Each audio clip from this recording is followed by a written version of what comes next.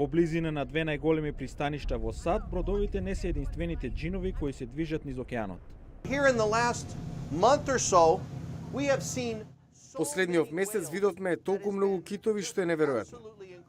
Капетанот Дан Салас води крстарење во близината на Лонг Бич 7 дена во неделата, преку цела година.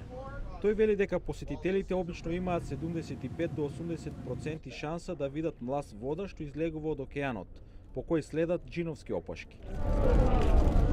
We have been 100% of the time. Последниот месец тоа беше 100%, што не е типично.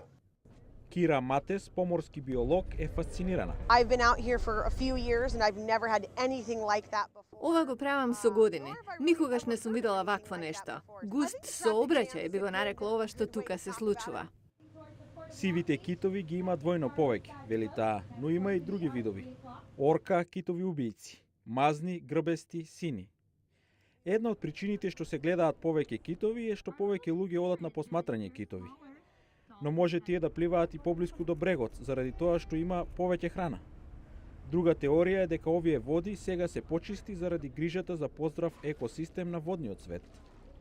The water was very polluted back 20 years ago. Пред 20 години оваа вода беше многу загадена. Тука немаше ни делфини, ни морски лавови. Сега ги гледаме дури и пред да излеземе од заливот. Матес вели дека и промената на климата може да игра улога во миграцијата на китовите. За сега никој не знае, но сите уживаат во шоуто на природата.